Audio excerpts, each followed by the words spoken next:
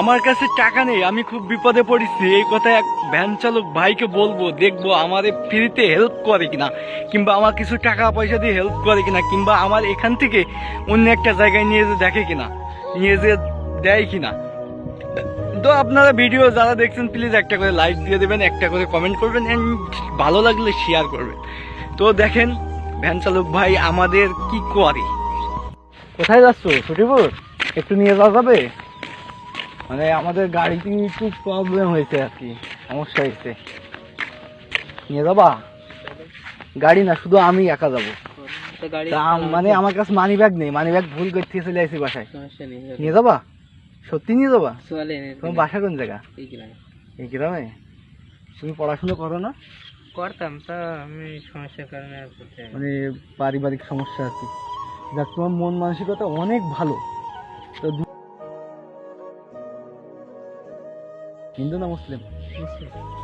আমি একটা prank shoot করছিলাম, বুঝছো, মানে মানুষের মন মানসিকতা দেখছিলাম কেমন কি।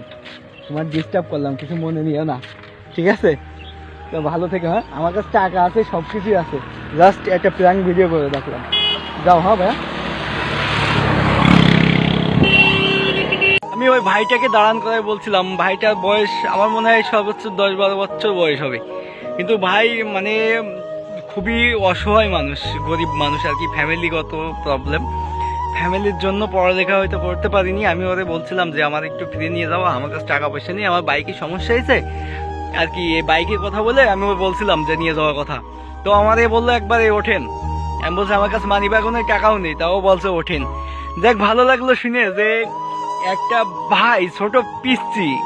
আর অনেকেই দেখেছি, আমি অনেক জায়গায় ভিডিও করছি, কিন্তু অনেক বয়স্ক মানুষ বলে যে আচ্ছা টাকা নাই তাও কি করতে গাড়িতে উঠবেন, টাকা নাই তা উঠবেন কেন, আমি তো গরিব মানুষ।